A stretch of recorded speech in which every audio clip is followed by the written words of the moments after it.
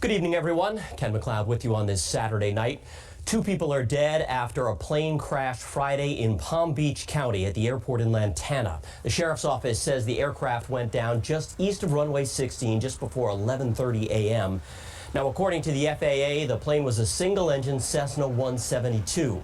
Deputies say the plane was still on fire when they arrived, and the bodies of the 2 victims were discovered only after the flames were put out.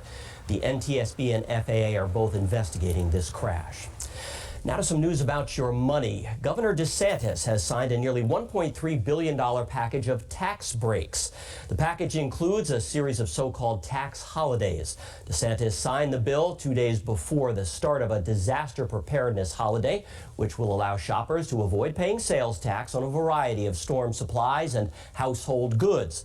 The holiday is geared around the June 1st start of hurricane season. It provides a great opportunity for consumers to save, provides a great opportunity to generate retail activity. The sales tax holiday period will kick off with disaster preparedness starting on May 27th, and it'll run through June 9th. There are not a lot of healthy food options in East Tampa, an area of high poverty and few grocery stores, but one woman wants to change that, and reporter Leali Shalaby spoke to her. Food is wealth. There is healing in what we're not eating. Juice bar owner and nutritionist Shamika Ware has opened one of East Tampa's very first healthy restaurants. Underserved food deserts where we're taking in like an absurd amount of sugar, colors, preservatives, and things of that nature. A food desert is an urban area that is difficult to buy affordable and fresh food, and that sums up the reality here in East Tampa, where the poverty rate is nearly 20%. There's no options other than food that are killing them. So for us, it feels good to be able to bring that option to the underserved community. Zing Juice Bar is an effort to tackle food hunger and disparities within the East Tampa community. We get people that come in here and they say verbally, I've never had anything like this. I've never done this before. With the nearest grocery store being miles away and a majority of the community not having access to transportation, it makes healthy eating a lot harder. The amount of sugar intake that this community is ingesting is outstanding.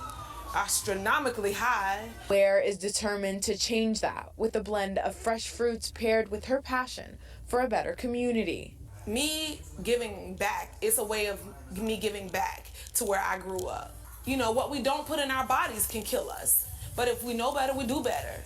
In Tampa, Leali Shalaby reporting for Tampa Bay Now News.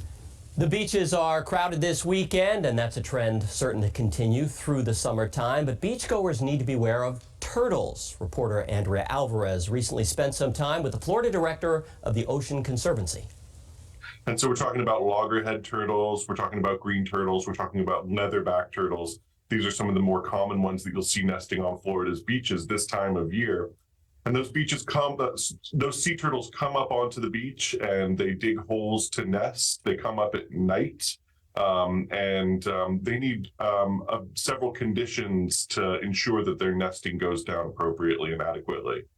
Okay, so what are some of the conditions that you would say people need to make sure they pay attention to?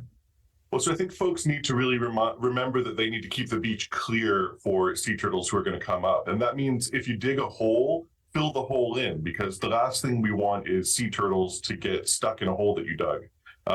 If you leave umbrellas and chairs and things like that out on the beach, that can really mess a turtle up who's trying to get up on the beach to nest. So you need to bring your stuff in at the end of your beach session. And then also, I think it's really important to remember that we want to keep the lights out for sea turtles. Sea turtles nest at night.